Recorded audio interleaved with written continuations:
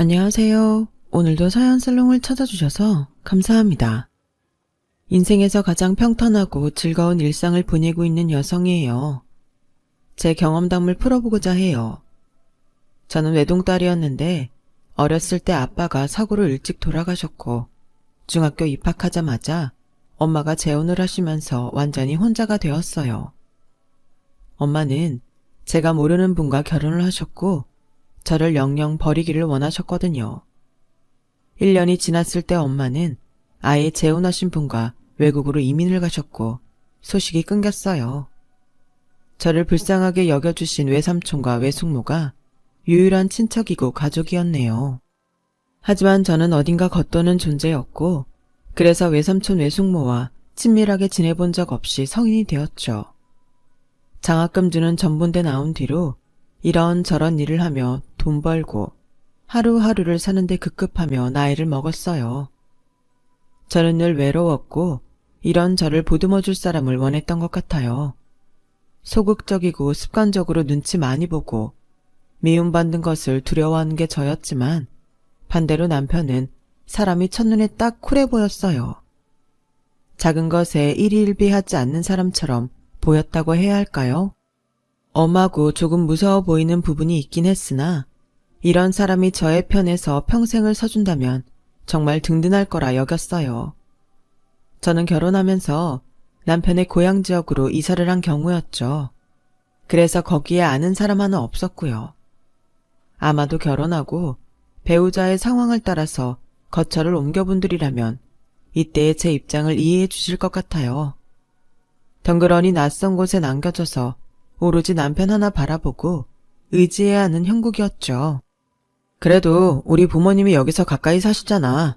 네가 외롭거나 심심할 일은 아예 없을 거야. 앞으로 네가 우리 부모님 좀 자주 찾아뵙고 말동무 해드리고 같이 시간 보내드려. 두 분은 딱히 하시는 일이 없거든.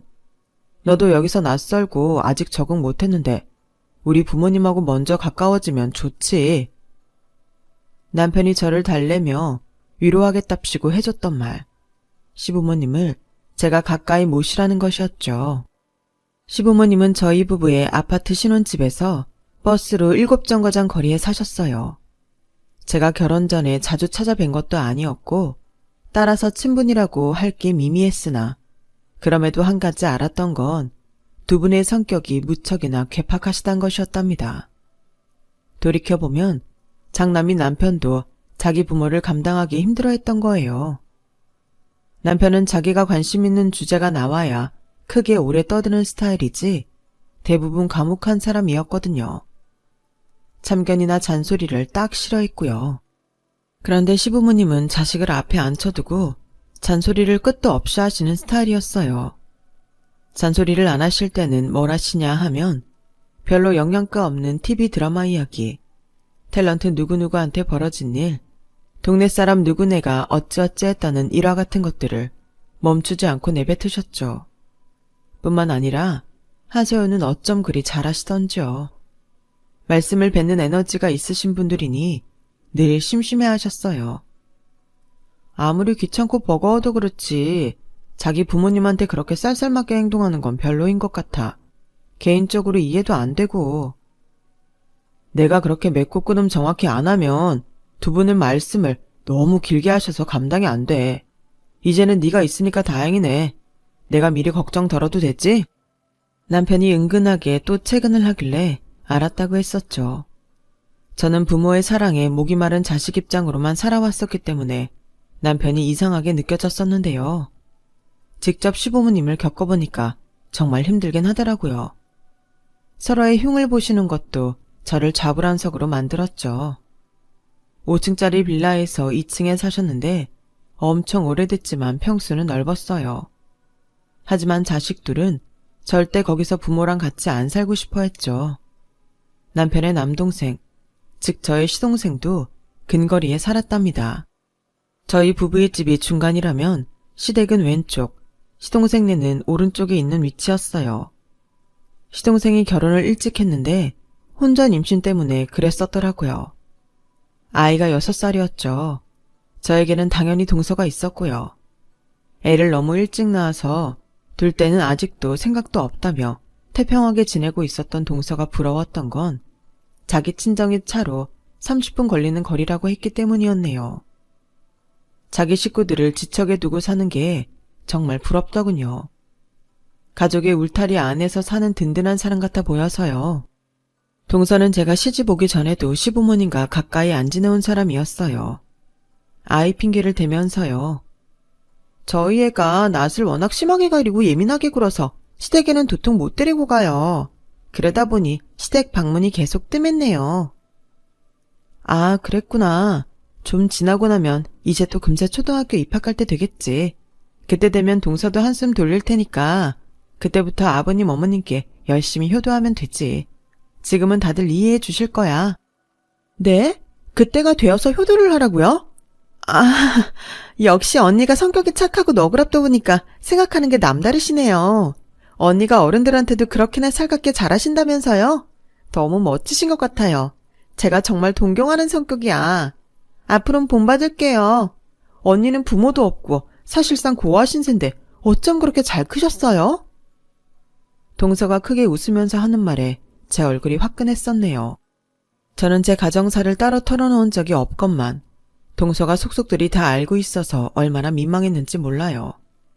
남편한테 말했더니 이제 다 한 가족이고 식구인데 뭘 그렇게 꺼려하냐면서 저를 오히려 책망했죠. 한 가족이고 식구라는 말에 제가 넘어가서 입을 다물었어요. 외로운 지난날에게 안녕을 고하고 시댁 식구들과 함께 새로운 인생 이막이라며 파이팅을 외쳤고요. 거의 매일같이 시댁에 제가 드나들었던 것 같네요. 남편이고 시동생이고 동서고 간에 전부 다 입으로만 효도를 했고 직접 찾아뵙고 살피는 건 저뿐이었어요. 시아버지께서 겨울 아침에 운동 나가셨다가 넘어져서 뼈 다치셨을 때도 달라붙어서 간호한 건 저 혼자였죠. 제가 상주하면서 간호할 수밖에는 없었어요. 내가 나가지 말라고 귀에 닦지 않도록 분명히 말했는데 뉴스에서 날씨가 영하로 떨어졌다고 얼마나 떠들었어. 추운데 그 아침에 나가길 왜 나가? 그렇게 추운 게 좋으면 홀딱 벗고 화장실 들어가서 찬물이나 몸에 끼얹어. 잔소리 할 망구가 또 노망나서 지랄하는구만. 연병할 주둥이 좀 제발 다물어. 시댁에 들어 앉아 있으면 두 분의 설전 때문에 제 혼이 쏙 빠지는 기분이었어요. 혹시나 밥상에서 싸우시면 답도 없었죠. 고깃국 끓여라, 나물 새로 무쳐라, 계란말이 좀 해봐라. 이런저런 지시사항을 꼭 하셔서 제가 그거에 맞춰 정성 들여 밥상 차려내면 뭘 하냐고요. 고성 오가기 시작하면 그릇 엎어지는 건 예산일이었어요. 밥 먹다가 싸웠더니 입맛이 뚝 떨어졌다고 하시면서 당장 누룽지를 팔팔 끓여다가 김치랑 새로 차려달라는 둥. 두 분의 변덕 때문에 제 고생이 말도 못했죠. 아직 상황 파악이 덜 되었던 초반에는 시어머니께서 저를 맨날 부르셔서 요리를 알려주시는 게 왠지 친근함의 표시 같아서 좋았는데 나중에 보니까 그게 아니었어요. 이게 다 너 생각해서 너 위해서 알려주는 거란다. 잘 보고 배워둬라. 이런 것들은 어디 가서 돈 주고도 못 배워. 네, 어머님. 설마 여기에 새우젓 넣고 간을 맞출 생각은 못 해봤네요. 알려주신 덕분에 깨우쳤어요. 잘 알았으면 이제 다음부터 이 요리는 네가 차릴 수 있겠지? 자, 이걸로 나한테 전수받은 총 7개 요리법 완성했다. 그러면 이제 네가 눈 감고도 뚝딱 차려낼 수 있는 요리가 7개인 거야. 맞지? 눈 감고도 차릴 수 있을지는 모르겠는데요. 제가 워낙 요리의 수질 자체가 뛰어나질 않아서요. 하지만 가르쳐 주신 대로 열심히 앞으로 해보겠습니다. 땡! 열심히 해서만은 안 돼. 잘해야지. 먹는 입이 귀한 입인데 맛있게 잘 차려내야지. 열심히 한다고만 하면 그걸로 만족이 되겠니? 양념장 휘졌던 수저를 입으로 가져가서 쪽 빠시더니 그걸로 제 손등을 3개 내려치시면서 시어머니께서는 연속으로 훈계를 하셨어요. 그때 머릿속에 이거 만만치 않겠구나 라는 생각이 들었던 것이죠. 그 이후로도 여러 차례 시어머니께서는 당신만의 요리 비법이라며 저에게 여러 가지를 전수해 주셨고 몇 주가 지나서부터는 저를 본격적으로 부려먹기 시작하셨던 겁니다. 무슨 요리 해달라고 시어머니께서 말씀하시면 저는 당장에 그거 만들 재료를 장바다가 불이 나게 시댁으로 달려가서 부엌에 박혀 있어야 했어요. 그게 응당 제가 할 일이라고 하셨고요. 제가 결혼을 한 건지 아니면 가정부로 취업을 한 건지 가끔은 헷갈렸어요. 여름에 오이지 담그고 물김치 담그고 가을에 10가지도 넘는 나물 반찬 무치면서 버텼더니 겨울이 오자 저에게 김장김치를 시키시더군요. 시댁으로 시어머니의 동네 지인 3분이 오셔서 같이 김장을 했어요. 저는 이미 자리 잡고 앉던 순간부터 너무 피곤해서 한숨을 안으로 삼키고 있었고요. 어째서 동서는 이런 자리에 빠지는 건지 내심 억울하단 생각도 들었죠. 그때 늦게 도착하신 지인분께서 시어머니께 인사를 건네셨는데요. 어머나, 맏며느리가 와 있었네. 근데 여기 작은 며느리? 그 손주 낳은 며느리는 올해도 안 오나? 김장하면 김치는 꼬박꼬박 받아간담서. 올해야말로 김장 때 얼굴 디밀 줄 알았건만. 그 싸가지 없는 년은 올해도 잃어버린 싸가지를 못 찾아서 못 온댄다. 시어머니의 털털한 답변에 제가 그만 화들짝 놀라서 딸꾹질까지 하고 말았어요. 설마 동서를 그리 보고 계실 줄은 몰랐거든요. 새로운 사실을 알게 된 것에 저는 그날 허둥지둥하며 김장을 했었네요. 집안 살림하면서 시부모님 전적으로 수발드는 것만 제가 했는가 하면 그것도 아니었어요. 평일에는 주 5일 동네 빵집에서 아르바이트를 했어요. 아침에 일찍 일어나서 남편 아침밥 차리고 출근하는 거 보고 나면 빨래 청소 같은 집안일하고 저는 밥 대충 얼른 먹고 시댁으로 가서 점심밥 차리고 낮 동안 내내 시부모님 상대해 드리다가 해 떨어지기 전에 집에 와서 저녁밥 차리고 남편 퇴근해서 집에 온 거 보고 나면 딱 제가 아르바이트 갈 시간이었어요. 빵집 마감 업무 끝내고 제가 집에 돌아오면 밤 10시 반이었고요. 남편이 저녁 먹고 나서 둔 거 부엌 가서 치우고 젖 씻고 잘 준비하고 나면 밤 11시는 기본으로 넘어 있었죠. 자고 일어나면 또 그런 하루의 반복이었어요. 그거 아르바이트로 돈 벌어 와봤자 생계에 무슨 큰 도움이 되겠어? 안 되지. 근데 오로지 너 위해서 하라고 하는 거야. 사회생활 가밀치 말라고 내가 배려해주는 거라니까. 내 깊은 뜻을 네가 다 이해할 필요까지는 없어. 지금은 그냥 내가 하라는 대로 하면 되는 거야. 남편은 늘 이성적으로 저를 설득했고요. 그럴 때마다 저는 내가 힘들단 소리 너무 쉽게 하고 세상살이를 만만하게 보는 사람인가? 이런 생각이 들었던 것 같네요. 주말이면 저도 특별한 일정을 보내고 싶었어요. 그곳에서 친구도 없고 차도 없으니까 남편과 시댁 식구들만 저는 보고 있었죠. 저는 동서가 주말이면 저랑 놀아주길 바랬는데 한 번을 안 그랬어요. 동서는 친구들도 있고 자기 친정 식구들도 있으니까 놀 상대가 많았으니 이해는 해요. 그런데 남편의 사촌들이 타 지역에서 놀러오면 동서도 거기에 끼었거든요. 저도 같이 놀고 싶다 그러면 거절당했어요. 아, 언니는 저희랑 통하는 게 별로 없으실 텐데 하루 종일 같이 있으면 불편하실 거예요. 언니 생각해서 말씀드리는 거예요. 기분이 상한 제가 남편한테 직접 저도 그런데 같이 다니면서 놀고 싶다 했죠. 남편이 짜증스럽게 제 말을 받았어요. 주말마다 어디 놀러 가고 싶어서 환장했어? 너 어디 멀리 가면 우리 부모님은 대체 누가 상대해드리는데? 네가 우리 부모님 도맡고 있는 책임자잖아. 놀러 가고 싶단 이유로 네 의무를 저버리면 안 돼. 내가 책임자라고? 언제부터? 당신은 아버님 어머님하고 있으면 불편하고 재미없다는 핑계로 찾아뵙지도 않잖아. 나만 보내놓고 당신은 뒷짐만 지고 있잖아. 자식이 먼저 솔선수범해야 하는 거 아니야? 너 이렇게 따박따박 지적하는 거 별로 보기 좋지 않아. 너답지 않다고. 너 지금 흥분한 모양인데 머리 좀 식혀. 남편이 표정을 굳히면서 그렇게 말하면 저는 기가 죽어서 더 이상 말을 하고 싶지가 않아졌어요. 그러던 어느 주말, 동서가 시부모님께 손주를 보여드려야겠다고 얘기를 하더군요. 저는 당연히 혼자 아이 데리고 시댁 가기 민망하니까 저도 같이 가달라는 그런 건 줄 알았고요. 하지만 동서는 저에게 자기 아이를 떠맡긴 채 놀러가 버렸습니다. 모두가 자기 시간을 온전하게 가지고 사는 중인데 저만 홀로 모든 것을 감당하며 버티는 중이었어요. 그럼에도 동서가 저에게 눈물까지 글썽이며 고마움을 표했던 순간, 언니 덕분에 제가 종종 숨통이 트이는 거 아세요? 저는요, 진짜 언니가 대단하다고 생각해요. 언니 안 계셨으면 제가 어쩔 뻔했을까 하는 생각 엄청 자주 하고 살아요. 늘 고마워요. 언니의 존재 자체가 저에게는 큰 도움이에요. 이런 게 저를 계속해서 버티게 만들었고요. 시동생 역시도 자기 형이 결혼 한번 잘했다면서 자기가 나중에 은혜 다 갚을 거라면서 저에게 늘 신세를 지고 있음을 강조했었죠. 시부모님께서도 늘 저를 몰아붙이시지만 어쨌거나 저 없으면 허전하다 하시고 항상 저를 찾으시는 걸 보면 시댁 식구들 모두가 저의 노고를 알고 있단 게 분명하다는 생각이 들었어요.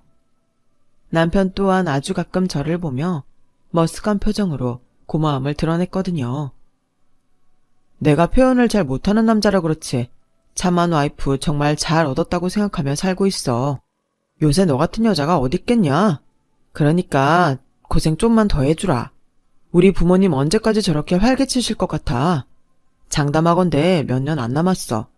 좀만 고생 더 해주고 우리 부모님한테 항상 내 얘기 좋게 잘해주는 거 잊지 말고. 알았지? 우리 와이프가 세상에서 제일 최고다. 이 무심한 사람이 제가 고생하고 있단 것만은 제대로 알고 있구나 싶어서 안심됐었죠. 남편이 시부모님을 귀찮게 여기면서도 두 분에게 잘 보이려는 욕심만은 계속 가지고 있었던 이유는 아마 재산 때문이었을 거예요. 시부모님이 해놓고 사시는 것만 보면 재산 많은 줄 상상 안 갔는데요. 저도 당시에 정확히는 몰랐어요. 아무도 저한테는 이렇다 저렇다 말을 안 해줘서요. 다만 재산이 좀 있으시겠구나 하는 짐작만 했을 뿐이었죠. 시부모님께 매일 시달리며 24시간 정신없이 다람쥐 쳇바퀴 굴러가듯 똑같이 고단한 일생을 보내던 어느 주말이었어요. 토요일이었는데 시어머니께서 갑자기 직접 쓴 도토리 묵이 드시고 싶다며 노래를 부르셔서 제가 장을 보러 나갔죠. 손에는 새로 오픈했다는 마트 전단지를 보고 그걸 쥐고 있었어요. 그곳까지는 살짝 거리가 있었으나 버스로 세정거장. 차비 아끼려고 걸어갔네요. 전단지 보니까 기존에 다니던 곳보다 대파도 싸고 계란도 특가 세일 중이라 알뜰하게 장을 볼 생각에 즐거웠어요.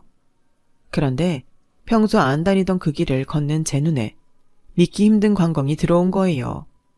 자기 동창들이 보자고 불렀다면서 그런 말을 남기고 외출한 남편이 거기에 있었어요. 동네에서 인기 많은 고깃집 앞마당이었는데 동창들이 아니라 자기 사촌들과 있더군요. 거긴 시동생과 동서도 함께였어요. 마침 식사를 끝내고 나온 참인 듯 보였죠. 저는 당황해서 못 박힌 듯 자리에 멈춰선 채 그들을 보고 있었고 제 귀에 시동생의 큰 목소리가 들려왔어요. 아, 요즘 따라 아버지 어머니 둘 다 귀찮게 연락드려야 돼서 미치겠어. 전화 안 받잖아? 그럼 다음에 전화 받았을 때 더 지랄해. 노인네들이 왜 그렇게 기운이 팔팔하고 성질이 드세냐? 진짜 형수가 있으니 망정이지? 우리 형 능력도 좋아. 어줍잖게 사는 집안 여자보다 아예 그렇게 가족이고 돈이고 뭣도 없어서 생각할 머리랑 자존심도 없는 여자랑 결혼하는 게 훨씬 낫네. 이런 현명한 판단을 어떻게 했어? 우리 집안 상황이 딱이야. 근데 너무 웃기지 않아? 형님 대접 안 해주는 건데 언니라 부른다고 엄청 좋아해. 윗사람 대접 못 받는 건 줄도 모르고 내가 자기를 언니라 부르니까 내가 자기 동생이 된 것 같다며 기뻐하는 게 너무 웃겨. 사람이 순수한 것도 그 정도면 백치가 아닐까? 시동생의 말을 깔깔거리며 받은 건 동서였고요. 충격에 휩싸인 저는 얼어붙었고 제 손에 들린 전단지가 볼품없이 구겨졌어요. 저처럼 말이죠. 그 두 사람이 신나게 웃자 사촌들도 모두 어깨를 들썩이며 따라 웃었고 제 남편은 피식거리고 있었어요. 어깨를 으쓱하는 모양새가 약간 우쭐해하는 듯도 싶었고요. 다들 말을 가려서 해. 우리를 대신해서 그 짜증나는 노인네들을 상대하는 숭고한 희생정신을 우리가 늘 기려야 한다고. 이윽고 남편이 익살스럽게 말했을 때 저는 모욕감에 치를 떨었습니다. 저는 그때 그깟 몇백 원 더 싸게 파는 거 보고 눈이 돌아가서 더 먼 곳까지 걸어서 장을 보러 가고 있었건만 이것들은 자기들끼리 저를 씻고 뜯고 있었다는 거였죠. 그런데 그 분노보다 더 컸던 게 뭔 줄 아시나요? 그럼에도 화를 표출하며 그들 앞에 당당히 나서서 소리를 지를 용기며 결단력이 부족한 제 자신을 너무 잘 아는 것에서 오는 패배의식이었어요. 저는 도망치듯 그곳을 벗어나서 공원으로 향한 후 멍하니 앉아 있었죠. 결혼해서 지금까지 제가 누리고 얻은 것이라고는 손에 들린 구겨진 전단지 하나뿐인 것 같다는 생각이 들더군요. 그날 그 자리에서 한참을 생각했어요. 저는 그저 결혼해서 심신의 깊은 안정을 찾고 싶었고 제 결혼 생활에 최선을 다하고 싶었을 뿐이었어요. 그런데 왜 그딴 모욕적인 취급을 받아야 하는지 이해가 안 되더라고요. 그 어느 때보다 눈물이 날 상황이었는데 되려 눈물이 안 나서 신기했네요. 문득 어느 순간이 되자 더는 이렇게 살고 싶지 않다는 생각이 제 머릿속으로 들어왔어요. 한 번이라도 나 자신을 마주하고 나 자신을 위해서 살아보자. 제발. 그렇게 애끓는 결심을 마친 저는 의연해졌죠. 그날 밤 남편이 휴대폰을 하던 도중에 잠이 들었길래 몰래 가져와서 봤어요. 제가 이런 짓을 할 수 있는 사람이라고는 상상도 못한 남편의 휴대폰에는 잠금이 안 걸려 있었어요. 문자랑 카톡을 찾아봤는데 아니길 바랐건만 저를 우습게 깔보고 조롱한 대화 내용이 존재하였어요. 대화 상대는 시댁 식구들인 시동생, 동서, 사촌들이었고요. 저는 떨리는 손으로 그걸 증거로 남기기 위해 제 휴대폰을 가져와 그 화면을 찍었네요. 동서가 남편한테 보낸 내용 하나가 제 시선을 붙잡았고 제 가슴이 뭉개지는 줄 알았어요. 보내주신 쿠폰 덕분에 맛있는 빵 사다가 커피 한잔 했어요. 다른 것보다도 그게 제 심장을 후벼 팠어요. 저한테 밖에서 커피 사 마실 거면 한 잔에 1,500원 하는 카페 가라고, 거기만 가라고 지정해줬던 남편이었죠. 제가 고된 마감 아르바이트 끝나고 빵 한두 개 챙겨올 때가 있었는데 남편은 그걸 자기 출근 가방에다가 챙겨놨어요. 자기 회사 간식으로 먹을 거라고요. 저도 빵 좋아하고 잘 먹거든요. 빵집 출근하면 마감 업무라서 바로 정리작업부터 시작하느라 빵을 먹고 자시고 할 수도 없었어요. 그래서 그 집 빵을 저도 잘 먹어본 적이 없었거든요. 남편 위해서 저한테 물어보지도 않고 무조건 빵을 빼앗아 가는 걸 그냥 뒀어요. 그런데 동서한테 파리바게트 빵집 쿠폰 보내고 스타벅스 카페 쿠폰 보내고 그런 걸 보니까 제 안에 무언가가 그냥 무너져 내리는 기분이었어요. 남편이 동서한테 그 쿠폰들을 보내준 이유가 있었죠. 앞으로도 세상 물정 모르는 우리 마누라 꽉 잡고 제대로 기강 잡아줘. 딴 놈 못 팔게. 오직 자기 시댁만 알고 살도록 분위기 잘 조성해주면 돼. 애정, 기대, 신뢰, 그런 것들이 모두 사라졌어요. 정말 제가 세상에서 가장 불쌍하고도 미련한 바보가 된 것 같았죠. 저는 다음날 아침밥을 안 차렸어요. 이불 속에 몸을 숨기고 남편이 아침밥 타령하는 걸 가만히 듣고 있었고요. 남편 출근 후에는 제가 시댁으로 곧장 향했어요. 저는 이혼을 할 작정이었고 그러기 위해서는 시부모님께 먼저 고하는 것이 수월할 거라는 본능적인 직감이 들었거든요. 아버님, 어머님, 저 이혼하려고 합니다. 그렇게 결심한 이유는 더 이상 못 해먹겠어서입니다. 제가 조용히 말씀드리자 두 분은 침묵을 지키시며 저의 안색을 살피셨어요. 거짓도 농담도 아니란 것을 가늠하시는 모양이었죠. 이혼 얘기 꺼내면 득달같이 난리치실 줄 알았는데 고요하셔서 저는 당황했어요. 시어머니께서는 제가 이렇게 인내심이 얄팍한 사람이라 생각하지 않으신다면서 진짜 이유가 뭐냐고 가라앉은 목소리로 물어보셨어요. 시아버지께서는 계속 인상을 쓰고 계셔서 살짝 기가 죽은 제가 고개를 푹 숙인 채로 주절주절 말을 시작했습니다. 차라리 두 분의 얼굴을 보지 않고 거실 바닥만 보면서 혼자 떠드니까 말은 잘 나가더라고요. 말을 하다 보니까 남편을 비롯한 모두가 시부모님을 얼마나 경시하고 있는지까지도 상세히 밝히게 됐네요. 이런 고약한, 이런 우라질, 이런 몹쓸 것들을 다 보았나. 망할 것들. 부모 품 아래서 어려움 없이 자라고 이날이 때까지 살아온 것들이 주제도 모르고 은혜도 모르고 폐륜을 해? 시아버지께서는 이를 가시며 분노하셨고 그 소리에 놀란 제가 고개를 들었을 땐 온몸을 부들부들 떨고 계시는 시어머니와 눈이 마주쳤죠. 그때 시어머니께서 신경질적으로 외치셨어요. 이혼해. 당장 이혼해서 갈라서버려. 어차피 네가 여기서 무슨 좋은 꼴을 보길 기대하고 더 붙어있을 수 있겠니? 그럴 수도 없잖아. 하루도 더 끌지 말고 단판에서 이혼해. 기세에 깜짝 놀란 제가 저도 모르게 고개를 열심히 끄덕였네요. 두 분께서는 어쨌든 이혼하라고 해주셔서 다행이었고 저는 그날 밤 남편에게 이혼 선언을 했습니다. 고깃집 앞에서 다 받고 그간 다들 한마음 한뜻으로 저를 업신여겨온 것도 다 알고 있다 밝히면서요. 그랬더니 남편의 첫마디가 이거였죠. 미친년이 개소리하네. 이혼? 웃기지 마. 제가 그 앞에서 웃었어요. 전혀 안 무서운 제 자신이 신기해서요. 제가 웃자 남편이 당황하더군요. 뭘 웃어. 절대 이혼 못 해주고 해줄 생각 없으니까 꿈도 꾸지 마. 네가 할 수 있는 건 없어. 그래? 그럼 이혼 소송 걸게. 이혼 소송도 좋지. 세세하게 조율도 가능하니까. 뭘로 소송 걸 건데? 네가 소송이 뭔지는 알아? 뜻은 알아? 너 자라온 배경 보면 모를 것 같은데? 남편이 신랄하게 저를 비웃었지만 저는 평온하게 미소를 지을 뿐이었어요. 그러자 그제서야 심각성을 인지하기라도 한 것인지 남편이 초조한 표정이 되어서는 저를 또 달래려고 들더군요. 지금까지 그랬던 것처럼요. 그런 식으로 자기는 현명하고 이성적이며 저는 충동적이고 생각이 짧은 사람으로 몰아가는 거였죠. 이제 그 수법을 알고 있었어요. 남편이란 작자의 실체를 알고 나니까 자연스레 깨달아지더군요. 너 지금 이러는 거 너한테 이득될 거 하나도 없어.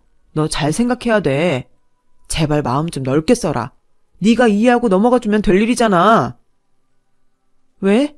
내가 왜 그래야 돼? 왜 나는 마음이 넓어야 하고 늘 양보해야 하고 늘 참아야 하고 늘 하라는 대로만 해야 돼?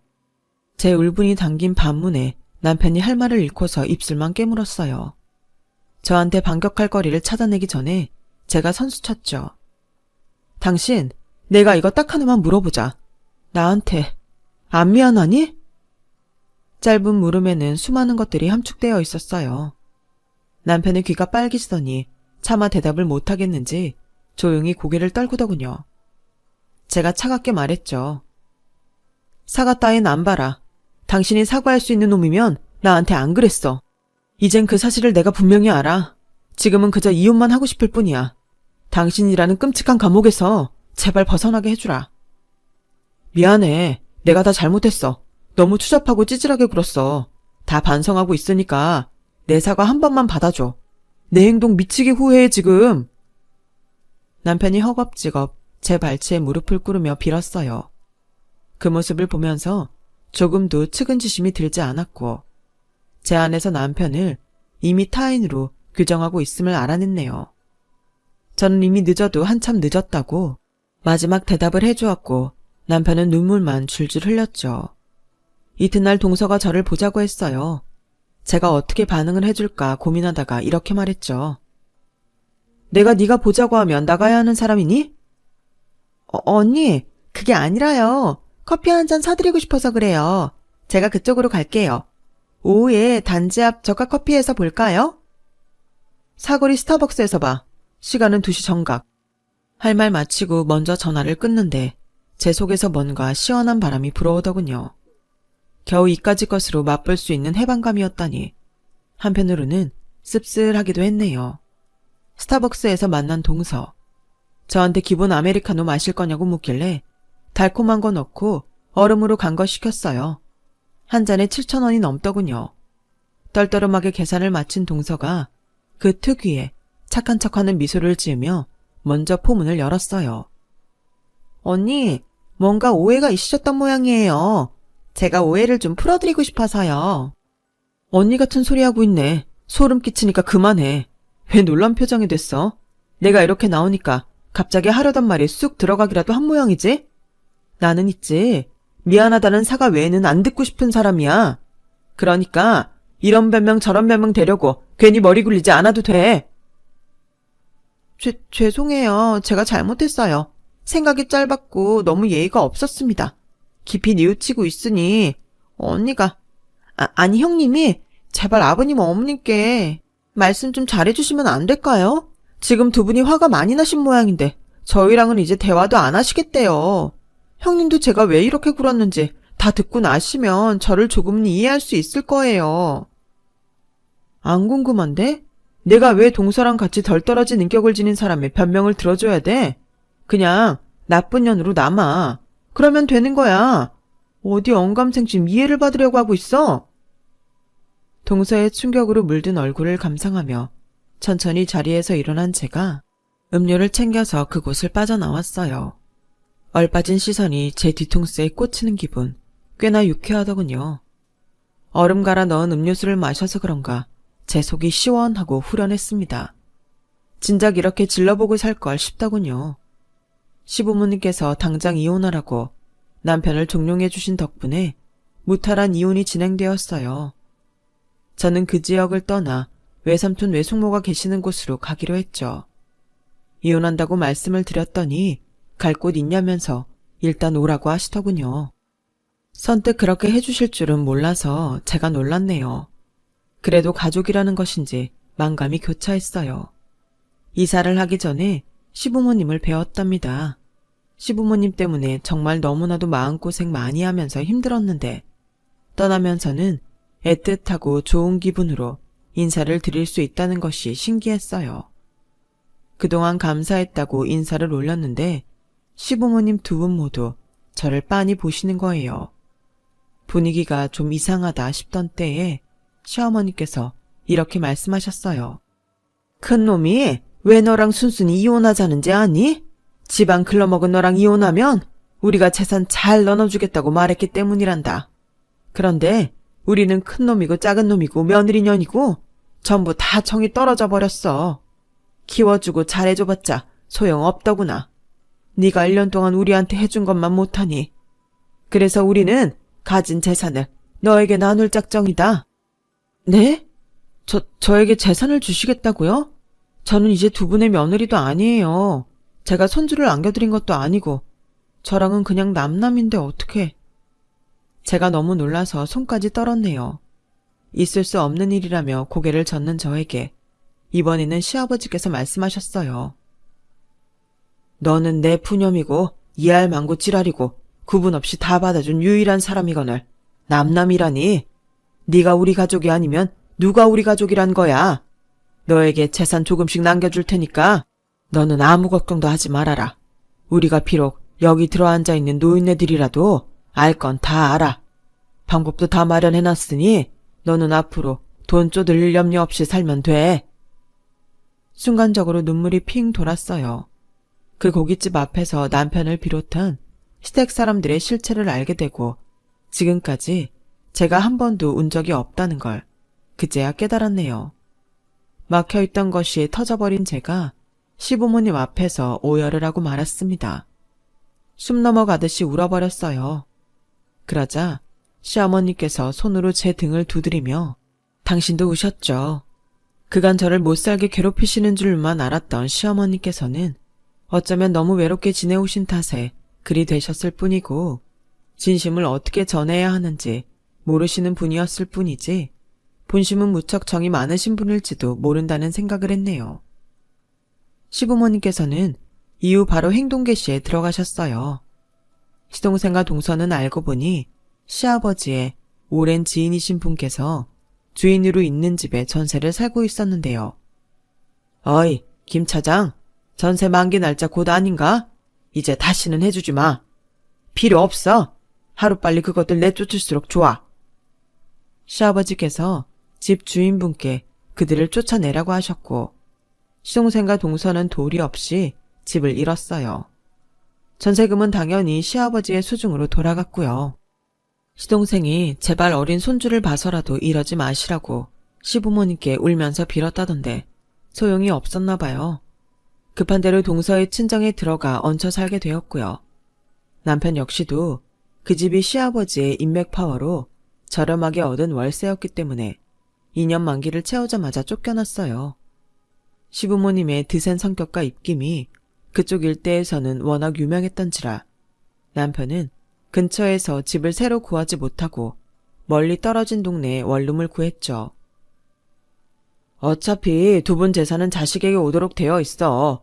내가 지금은 참지만 나중에 웃는 사람은 결국 나라고.